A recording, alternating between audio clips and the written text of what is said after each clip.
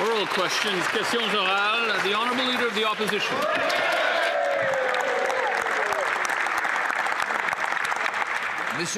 Mr. Speaker, Canadians need hope.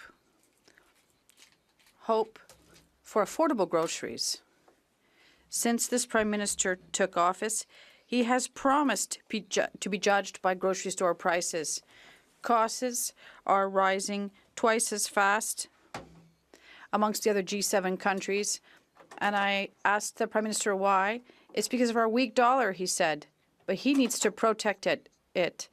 Can the Prime Minister explain why he gave us a weak dollar and expensive groceries? The Honourable Minister of Finance. Mr. Speaker, I would like to quote the Leader of the Opposition from 26. He invited his colleagues to turn this rhetoric into reality. We see obstruction right now. Canadians asked us to present a plan to grow the Canadian economy, Mr. Speaker, to protect Canada's sovereignty and to ensure that Canadian families, our seniors, the young people, have a promising future, Mr. Speaker. Can the Leader of the Opposition, will he support the government to pass our budget? Rather than quoting people, he, in 2023, said that he would stabilize grocery prices before Thanksgiving. Now, it's been more than 2 years, and grocery prices are rising twice as much. We have the worst food inflation amongst the other G7 countries, and this finance minister who caused these issues, he's still in power. Why does the Prime Minister continue with these taxes and inflationary deficits, and why is he depriving Canadians of affordable food? The Honourable Minister. Mr. Speaker, allow me to help the Leader of the Opposition. He wrote in 2026 that it's time to leave rhetoric aside and to look at the reality of the situation. I know that the Leader of the Opposition was very concerned about his own future at the time, but if he saw the measure we announced to ensure food stability, there'll be a benefit that will help families. There'll be $500 million to have more food, and more importantly, he has the opportunity to support the government to help Canadians. The Honourable Leader of the Opposition. Under this Liberal government and under that particular minister, auto production has fallen by half. Wow. The Prime Minister was elected promising that he would protect the auto industry and get a deal with the U.S. by July 21st. He broke both of those promises, and since there have been job losses at Cami Ingersoll, GM Oshawa, Stellantis Brampton, and PACCAR au Québec. Mr. Speaker, today he finally flip-flopped on his cherished EV mandate, but is bringing in a new subsidy for people to buy American-made automobiles. Why is he forcing Canadian workers to pay taxes to subsidize American vehicles? The Honourable Minister of Finance.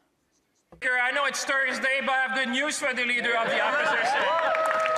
I have very good news for him, and I have good news for Canadians. It's called the Canada Auto Strategy, Mr. Speaker. In fact, the Prime Minister of Canada today was standing up for Canadian workers, for Canadian industry, for the future of the industry in this country. They can yell as much as they want on this side of the House, Mr. Speaker, but the workers know what we have done for them. They know what we're doing today and what we're going to do in the future. Mr. Speaker, we'll build Canada strong. The Leader of the Opposition. Mr. Speaker, that minister was in charge of industrial policy. He's the Minister of Industry, while automobile production fell in Canada by half. And now under this Prime Minister, we've lost 5,000 more auto jobs. Here's the deal that he's announced today. The American president will continue to tariff Canadian-made automobiles going into the U.S., while Canadian taxpayers will be forced to subsidize American vehicles coming back into Canada. Instead of subsidizing American vehicles and killing Canadian jobs, why not take our plan to take the GST off Canadian-made automobiles? The Honourable Minister of Finance.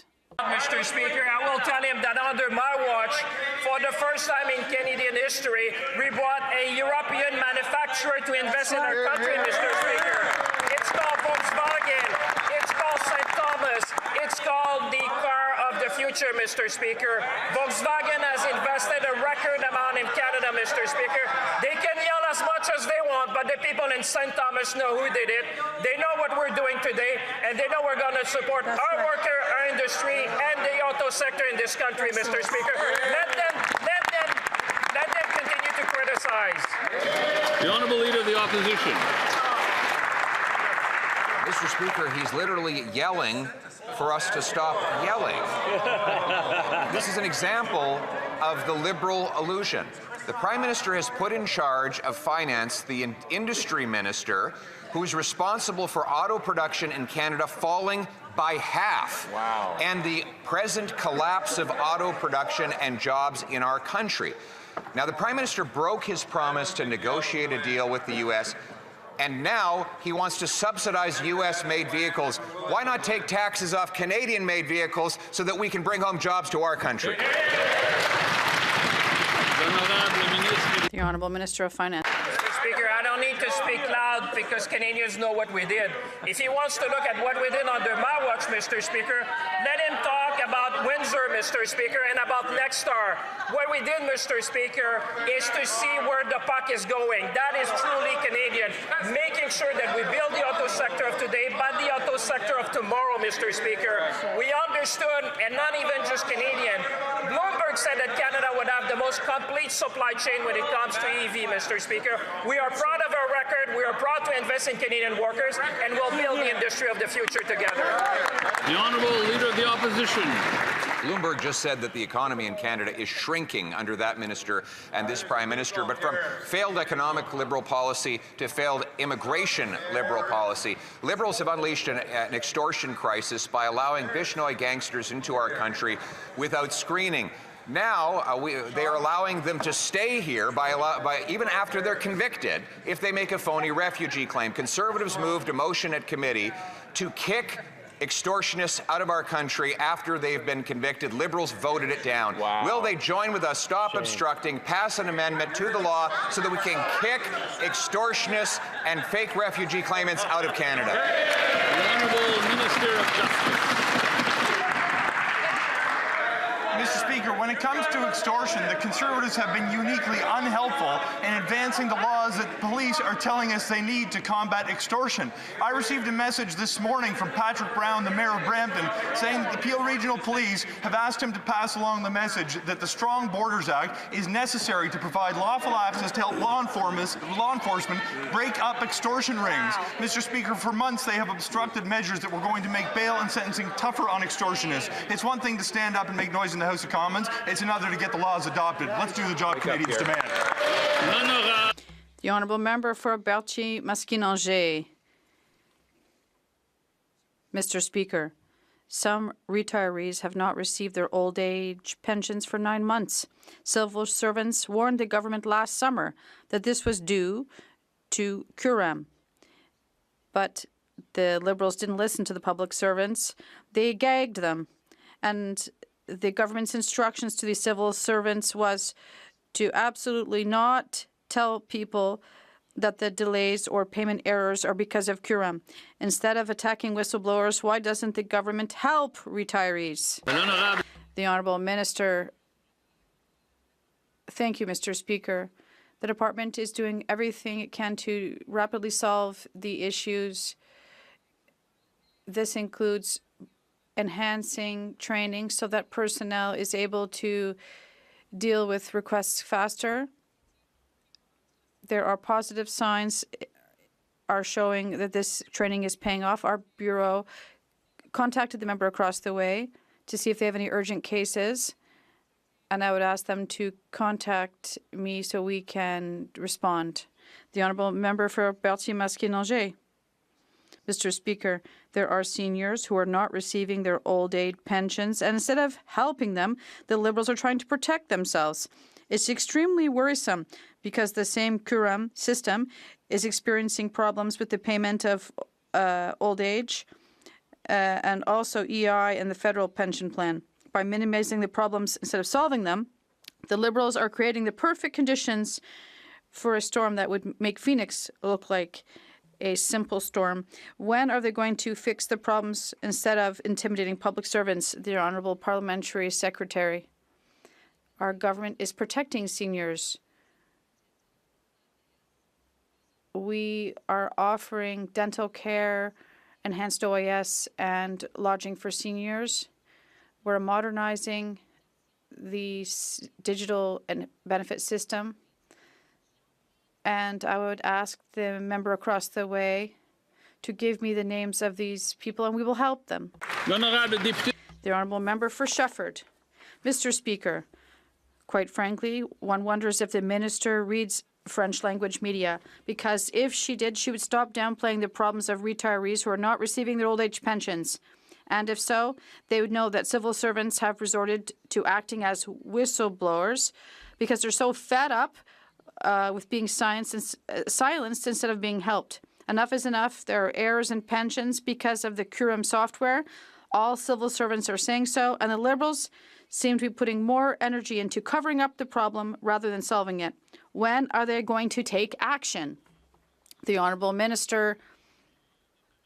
Mr. Speaker, I do read French language medium, but I also work in English and in French, like many people in this House. Mr. Speaker, we have focused all our resources on making sure that we get through the waiting list. Mr. Speaker, it is shrinking every day. I thank the civil service, by the way, for taking the effort to learn this system and learn it well. And as I mentioned, we've been in contact with these members of Parliament. If they have urgent cases, please send them to me. We haven't received any names yet. The Honourable Member for Thornhill. 3 years ago, the Finance Minister promised to stabilize food prices, and he did, at record highs. Canada now has the worst food inflation in the G7, twice as high as when the Prime Minister took office and twice as high as the U.S. And now the Minister offers another temporary rebate that won't lower the price of a single item, while admitting his so-called historic summit that he got CEOs to come to Ottawa for was a failure. They voted against our common sense motion yesterday to lower food costs. Why won't they just take off the taxes off of food? The Honourable Government House Leader. The real question, Mr. Speaker, is why won't the Conservatives vote for the plan, the Prime Minister's plan, the Prime Minister's economic plan, the one that gets projects built quickly, that puts $1 trillion of investment into our economy, that uses Canadian lumber, Canadian steel, Canadian ingenuity, and the great union work of Canadian brothers and sisters to build our country strong? When, I just want a date from the Honourable Member, when will they pass the Budget Implementation Act, the Prime Minister's plan to build Canada? The Honourable Member for Thornhill. Speaker, my colleague knows that I'm talking about a grocery plan, but it doesn't actually lower the price of groceries. It's a $10 coupon on a $300 grocery bill, and it's insulting. And the rebate won't lower a single price. That's, of course, after they put forward a budget, which this wasn't even in. Meanwhile, they keep hiking the fuel taxes, the packaging taxes, driving food costs higher, and blaming everyone else and their decade of failure for it. Why won't they lower the prices? If they won't do that, why won't they take the taxes off of food?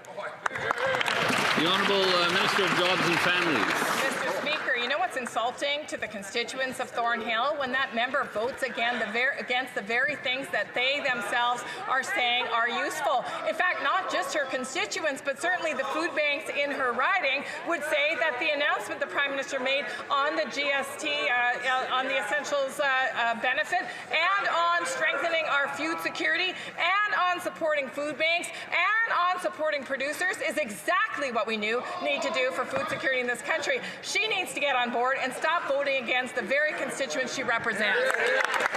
The Honourable Member for Calgary Midnapore.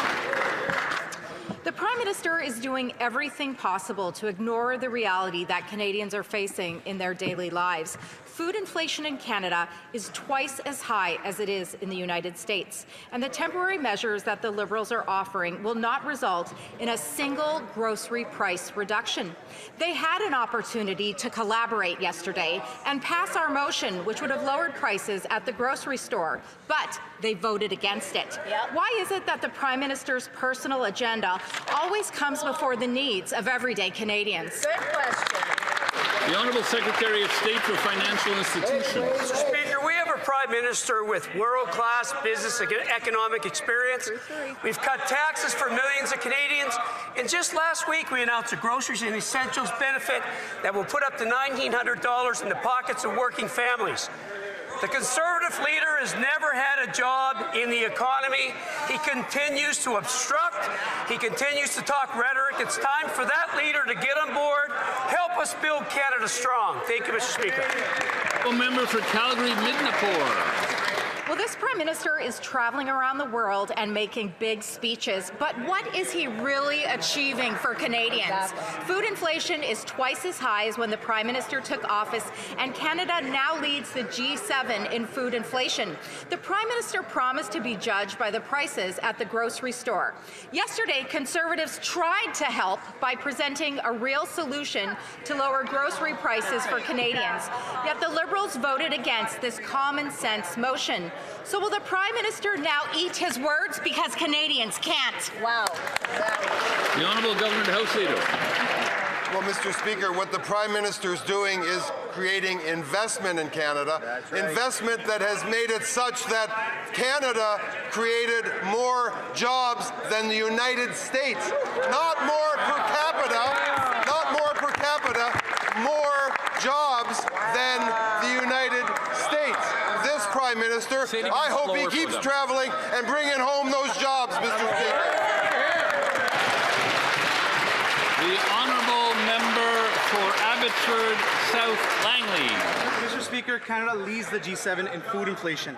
Prices are rising twice as fast as in the United States, and yesterday the Liberals voted against the Conservative plan to lower food costs.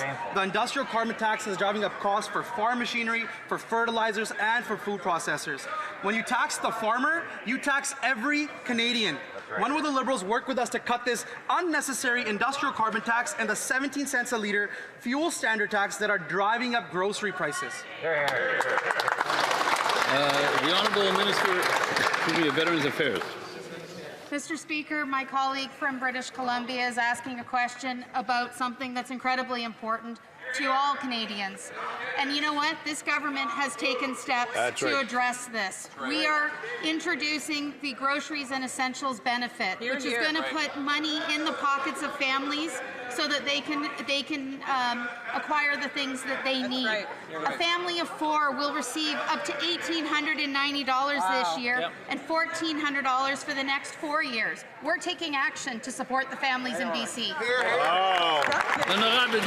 The Honourable Member for Charlebourg au Saint-Charles.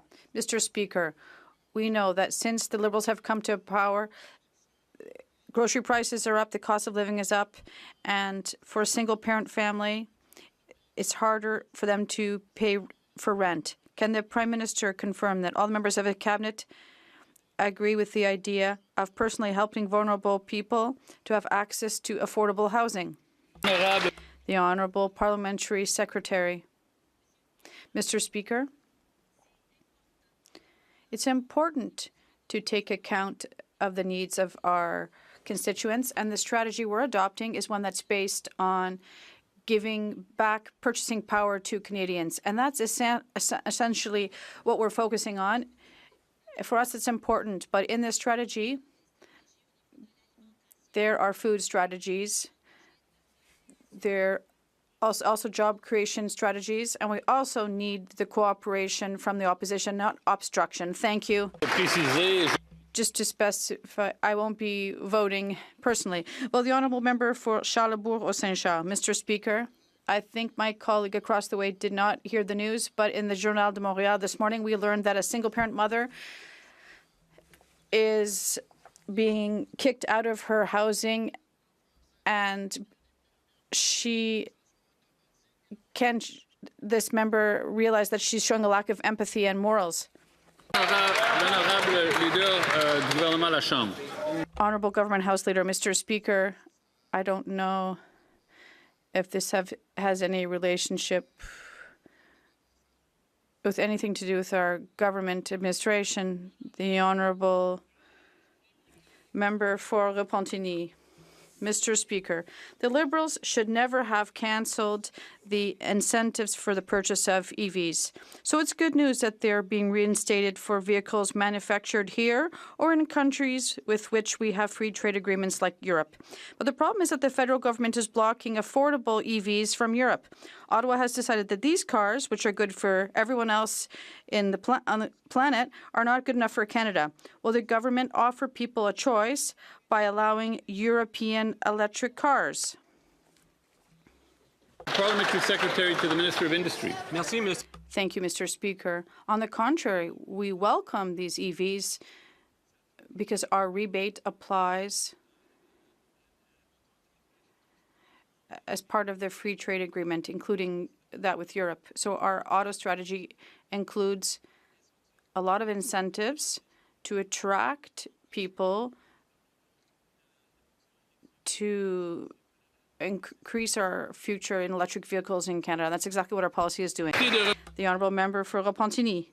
Mr. Speaker, reinstating incentives for the purchase of EVs is a small step forward, but it still doesn't erase the Liberals' setbacks and bringing EVs in. It won't lead to lasting mobility. They cut $5 billion from the public transit fund while subsidizing oil companies to the tune of tens of billions. They're also agreeing with Alberta to build a new dirty oil pipeline, even as they claim to be promoting electric transportation. Why is it that when it comes to the Liberals, they take one step forward but 1,000 steps backward? Parliamentary Secretary. Thank you, Mr. Speaker. I appreciate my colleague's question. But once again, it's the opposite. Our announcement today includes a national network for EVs with an investment of $1.5 billion. So this is a national project which includes Quebec to welcome this green future and EVs in our country. The Honourable Member for Parry Sound Muskoka. New home sales in the GTA have fallen to their lowest level in 45 years, putting 100,000 jobs at risk. Home ownership among 30 to 34-year-olds has dropped from 62% to 52%.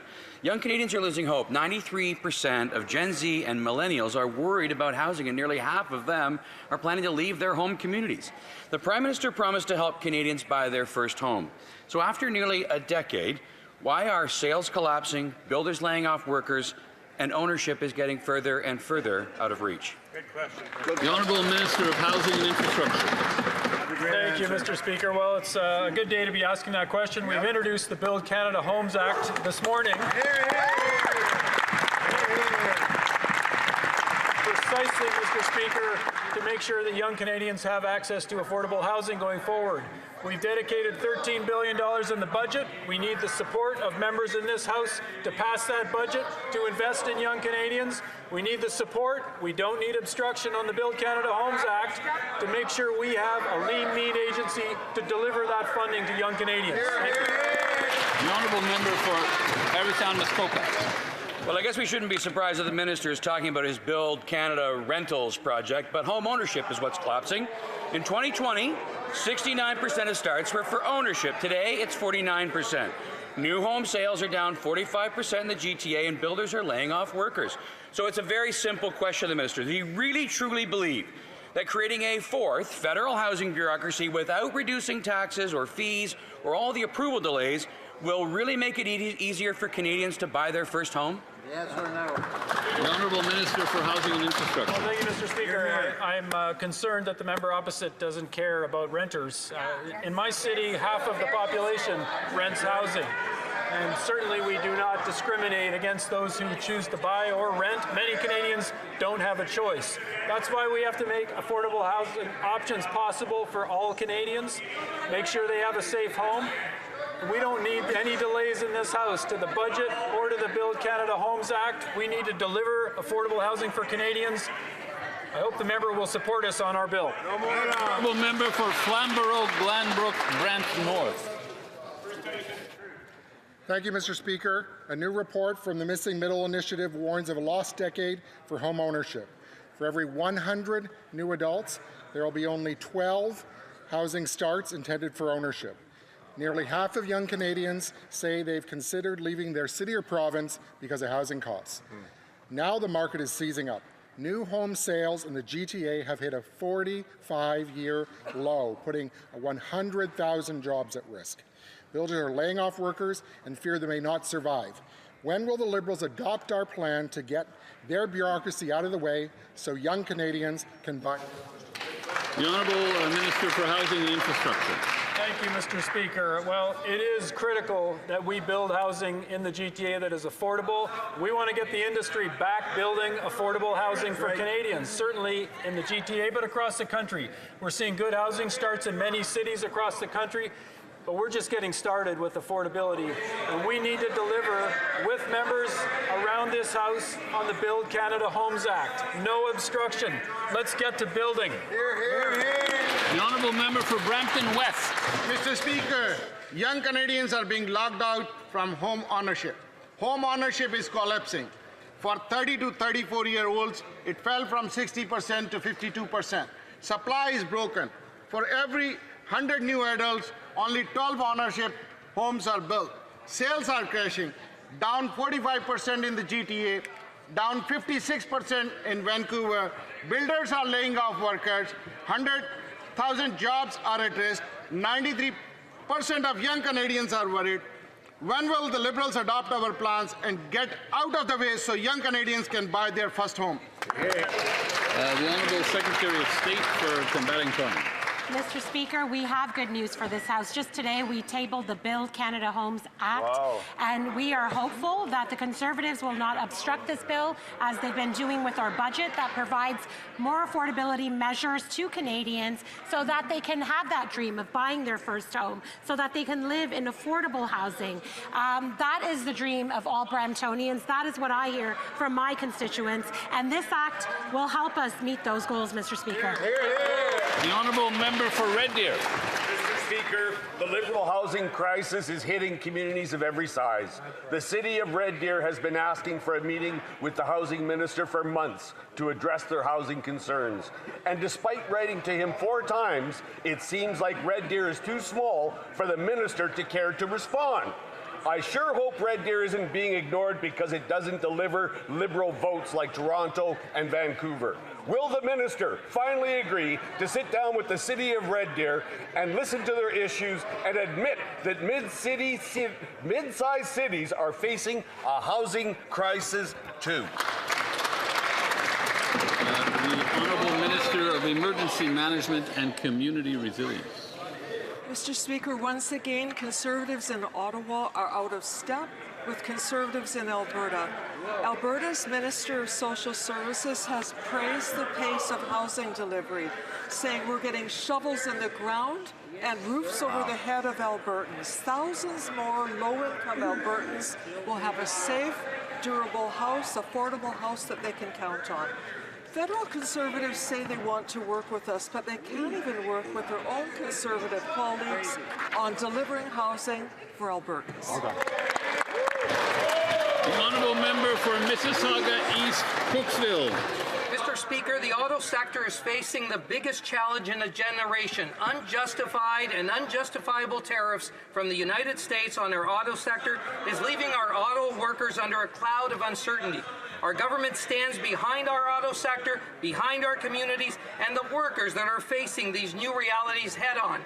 Can the Minister of Jobs and Families please tell this House how the newly announced auto strategy will transform Canada's auto industry, protecting our workers today and building the vehicles of tomorrow? The Honourable Minister of Jobs and Families. Thank you, Mr. Speaker, and thank you to the Member of Parliament from Mississauga East Cooksville for his unwavering support for auto workers and the sector.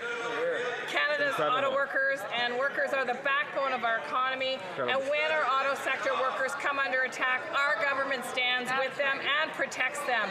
So today, the Prime Minister and the Ministry of Industry announced Canada's new auto strategy, taking action on what we can control. We're investing $3 billion from the Strategic Response Fund to support the industry, $570 million to support reskilling and upskilling workers. Mr. Speaker, this is how you build Canada strong. We stand together when times are tough, and The honourable member for Dufferin-Caledon. This Liberal minister says that they stand with auto workers. What it looks like is they stand with Donald Trump, because while Donald Trump imposes 10% tariffs on every single vehicle that comes into Canada,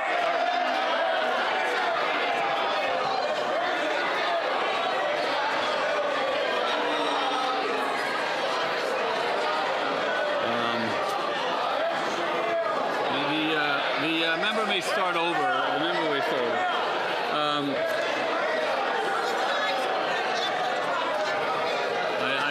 I didn't see anything unparliamentary in that.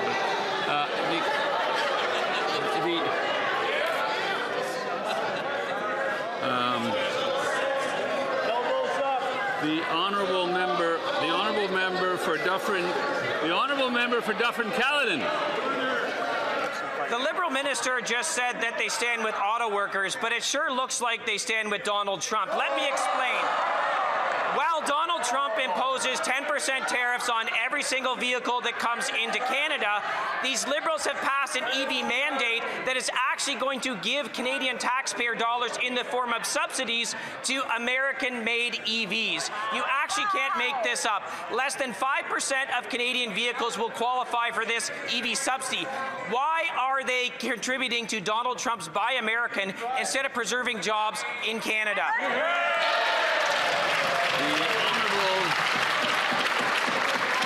The Honourable Minister, Secretary of State, Parliamentary Secretary to the Minister of Industry. Thank you, Mr. Speaker. If that member and the party opposite thinks that we are on the wrong side of Canadian sovereignty, they've got another thing coming. Our approach is all about Canadian sovereignty. It's all about investing in the companies that invest in us. It's all about embracing the future of electrification. It's all about embracing our workers, who are the best workers in the world. And for the members opposite to talk down Canadian sovereignty or to talk down this sector at this moment of real challenge, when we've got an opportunity to solve it, is really beneath them. The honourable member for Dufferin-Caledon. Education for these Liberals, Mr. Speaker. Less than 5% of vehicles manufactured in Canada will qualify for this EV rebate. The rest will come from the United States and other foreign manufacturers. But imagine you're the auto worker in Brampton who is supposed to manufacture the Jeep Compass EV. That job went to the United States. That Jeep EV Compass being manufactured in the United States is actually going to be subsidized by your taxpayer dollars. If you are that auto worker in Brampton, you are looking at this Liberal government and how this is going to benefit Donald Trump and saying, what the hell is going on in Ottawa?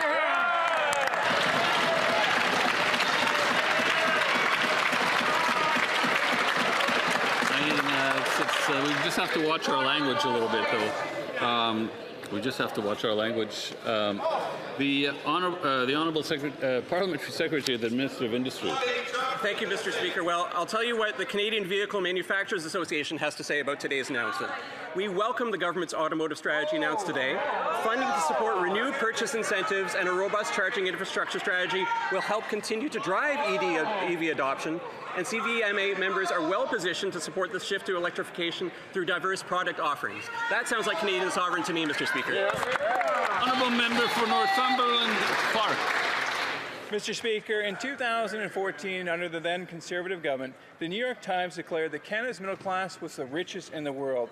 Now our middle class faces skyrocketing costs and taxes and a stagnant GDP per capita and a declining standard of living. The Prime Minister promised the fastest growing G7 economy by building major projects. However, the major national project, they built none.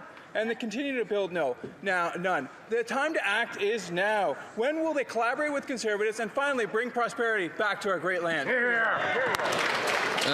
Honourable Minister of Natural Resources. Mr. Speaker, I have good news for my friend. Today, Trans Mountain just said they will be increasing the amount of oil they transport by 10% on the first of 3 optimization projects. That's how we build Canada. The honourable member for Northumberland Clark. It always worries me when this government opens up, we have good news, because it rarely is. What we're asking for, what Canadians want, are new pipelines, new projects, and the amount that they've approved, absolutely zero. This government needs to reverse course that has led 2 million Canadians to food banks, admit that their policies have failed, embrace conservative principles fully, and collaborate with Conservatives to bring prosperity back to our country. The honourable minister. Mr. Speaker, they keep asking for pipelines. We just gave them one. We're building thousands of jobs in Darlington. We're building, they're not. The honourable member for Niagara South. Mr. Speaker, Bloomberg reports that Canada's economy is on life support. Canada's GDP growth was 0 in November. Productivity continues to fall, and the Bank of Canada expects that just 1% growth next year, with business investment being postponed. How bad is it? Now, home builders in Niagara have laid off 60% of their framers due to stalled residential construction. The Prime Minister promised the fastest growing economy in the G7, yet growth is stalled. Will the Prime Minister please adopt conservative ideas that remove barriers so Canadians can actually build and grow again? The Honourable Government House Leader. Well, I know what constitutes good news for Canadians does not always constitute good news for Conservatives, Mr. Speaker. But let me give them another piece of good news. The first major national project this spring breaks ground, le port de Contrecoeur, une expansion de 60%, an exposed container port capacity, Mr. Speaker. We're going to build more stuff. We're going to put more stuff on boats. We're going to send more things to more places around the world, expand our trade, put people to work, and build Canada. The honourable member for Barrie Springwater, Earl Medante. Mr. Speaker, Canada made international headlines this week, with economists stating that our economy is on life support and the country is already on recession watch. Our per capita GDP is falling, residential construction is flat, businesses are postponing expansion, and this Liberal government's anti-development laws and taxes remain in place. Will the Prime Minister work with Conservatives and introduce a plan to remove the barriers that are preventing Canadians from building, investing, and working? The Honourable Minister of International Trade. Speaker, speaking of building, we're building big. The Port of Montreal expansion project is 7,000 construction jobs and over 1,000 permanent jobs. Darlington Nuclear is 18,000 good-paying jobs and clean power for generations. LNG Canada and BC means thousands of jobs and Canadian energy reaching new global market, Mr. Speaker. That's cranes in the ground, paychecks in pockets, and Canada building big. The Honourable Member for Saskatoon West. Mr. Speaker, the Prime Minister sells himself as a master of economics, yet Bloomberg reports that our economy is on life support. The Bank of Canada expects economic growth to shrink in the last quarter and only grow by 1.1% this year. Canadian workers want to build and produce, but the government is holding them back with their anti-development laws and high taxes. The Prime Minister promised the fastest growing economy in the G7, yet he hasn't delivered, and Canadians are paying the price. When will he listen to our ideas and introduce a plan that gets his government's barriers and tax burdens out of the way so Canadians can build? The Honourable Secretary of State for Northern and Rural Development. For 10 long years, the Conservative from Saskatchewan said Canada was broken. Yes, sir. They have stifled the opportunity that Saskatchewan had in potash and uranium, oil and gas, Mr. Speaker, and the list goes on. Well, Saskatchewan's on this side of the House, Mr. Speaker. Yes, it is. We're going to work hand in hand with Saskatchewan, join the rest of the country, and build a great future. This is about economic and social justice for Saskatchewan. We are going to deliver that, Mr. Speaker. The Honourable Member for Yellowhead. Mr. Speaker, according to Bloomberg, Canada's economy is on life support, and we are now on recession watch. Growth has stagnated, and real GDP is expected to decline. Forestry and logging are down 2.8% for the third month. While the Prime Minister cannot deliver on his trade promises, sawmills in Yellowhead are paying the price. Since the Liberals love our ideas, why don't they remove the industrial carbon tax, fuel standards, and anti-development laws so Canadian businesses can succeed? The Honourable Minister for Artificial Intelligence and Digital Innovation. Mr. Speaker, the contrast couldn't be more clear. We like to build, they like to block. We're building our auto sector with the new auto strategy. They're blocking. We're building affordable housing. They are blocking. We are investing in defense. They are blocking. We're making life more affordable for families with the GST tax credit. They are blocking. We like to build. They like to block. Thank you, Mr. Speaker. The Honourable Member for Sudbury East, Manitoulin-Nickel-Belt. Write him up, Jim. Mr. Speaker, the latest data from Rosenberg Research is deeply concerning. Manufacturing output is down, forestry has declined for 3 consecutive months, and paper mills in Northern Ontario are closing. The Prime Minister promised the fastest growing economy in the G7. Instead, his government has failed to remove a single anti-development policy. When will this government adopt our plan to restore economic growth by reducing red tape, lowering taxes, and allowing Canadians to invest, work, and build? Hear, hear. Hear. The Honourable Minister for Natural Resources. Mr. Speaker, as the former Premier of Alberta said, you can't deal with the reality of the tariff threat by pretending it's not there. But the Conservatives would rather obstruct. We have $2.5 billion allocated in Budget 2025 to attack this problem. Please support the budget.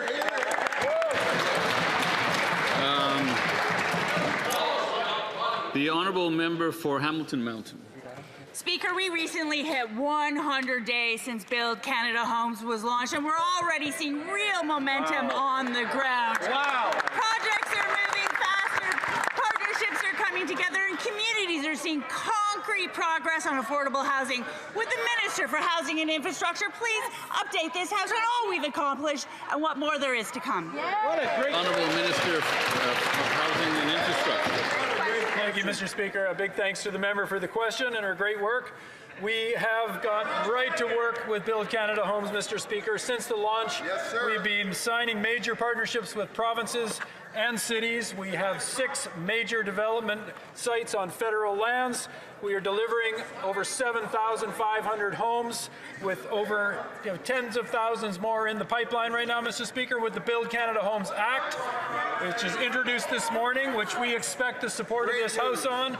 We're establishing a lean, efficient agency that is 100% focused on delivering affordable housing for Canadians.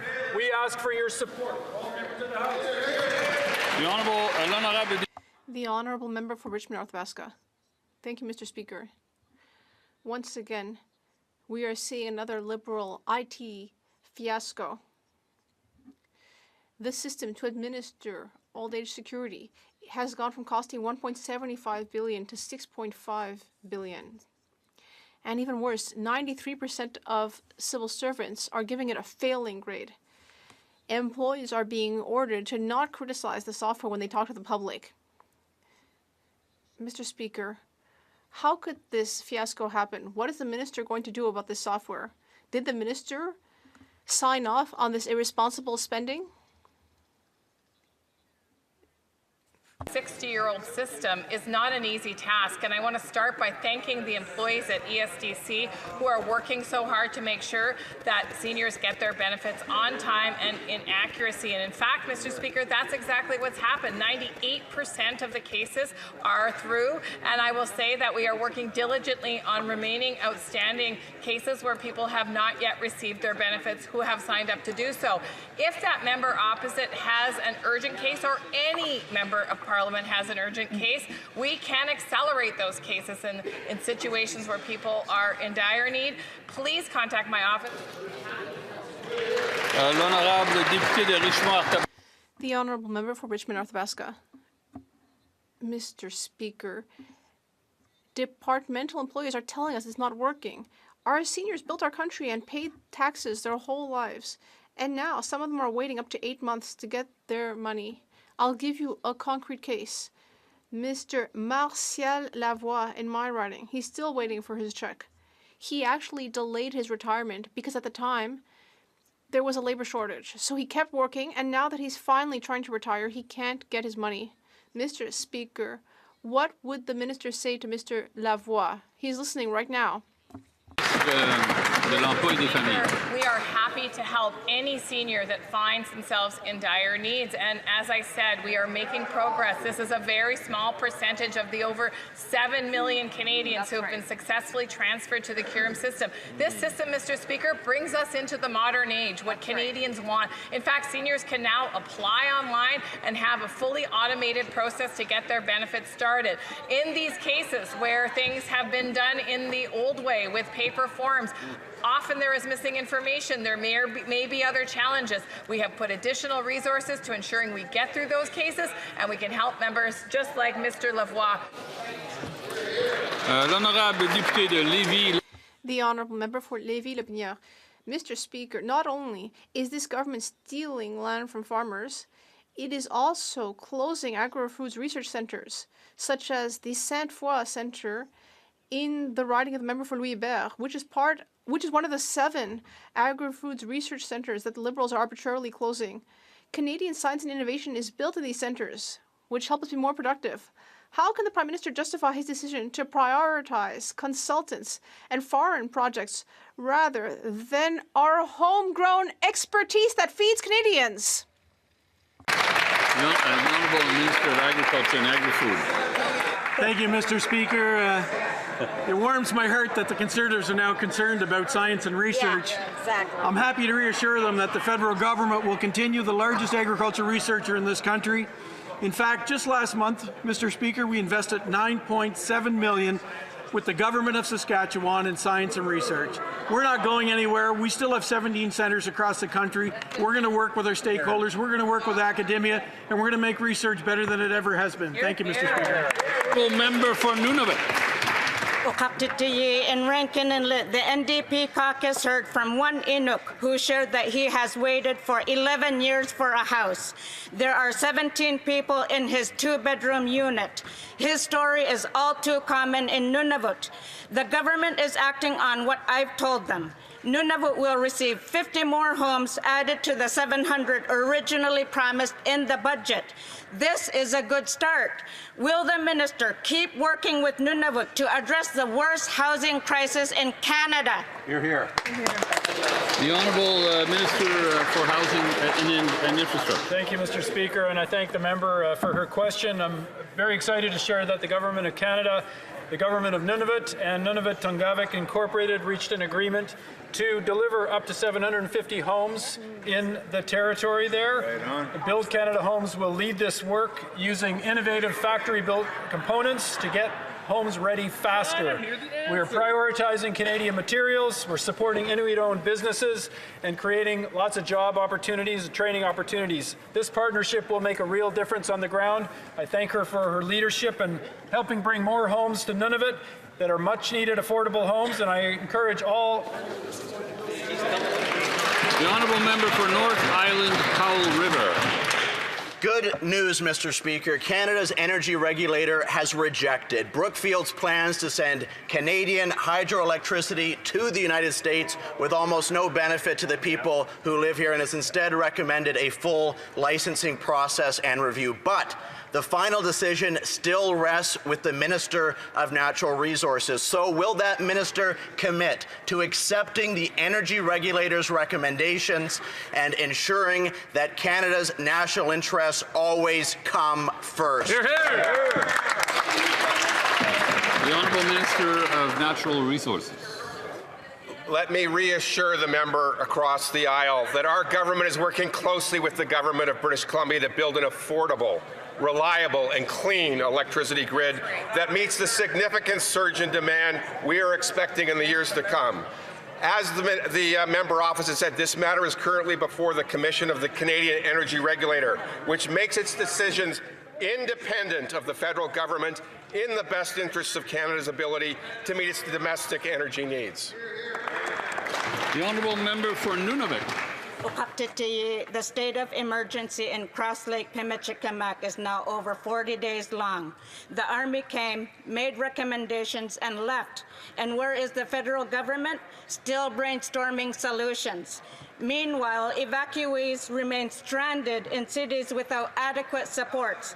When will Ottawa move past talking points, at a minimum implement the Army's recommendations, and uphold their constitutional responsibilities to support people returning to a safe home? Here, The Honourable Minister for Emergency Management and Community Resilience. I can assure my friend across the aisle that emergency management, our department was in contact with that nation from the commencement of the power outage. We've worked, as has Indigenous Services Canada, to make sure that firstly we sent the Canadian Armed Forces, and secondly that there were sufficient people on the ground to help evacuate and provide benefits to the region. Thank you. The Honourable Member for Saanich Gulf Islands. Thank you, Mr. Speaker. As International Development Week comes to a close, I know I and many of my colleagues in this place have met with dozens of frontline workers from development organizations who are reeling from the broken promise. During the election, the Liberals promised, the Prime Minister said, quote unquote, we will not cut foreign assistance, we will not cut development assistance, and the budget showed a cut of $2.7 billion. We used to be known in the world. Lester B. Pearson, as former Prime Minister, set the global target for development assistance, and yet here we are falling through the cracks, not delivering. Will the Minister commit to reviving the Pearson target? The Honourable Minister of International Trade. Speaker, we remain committed to our long-standing international assistance priorities. We will continue to fight poverty, to support gender equality, to strengthen health, food, and education systems, and build climate resilience. We will continue to deliver urgent humanitarian aid abroad. And Mr. Speaker, the measure of our work is in the partnerships we build to deliver development outcomes at scale. Thank you, Mr. Speaker. That concludes question period. Thursday question.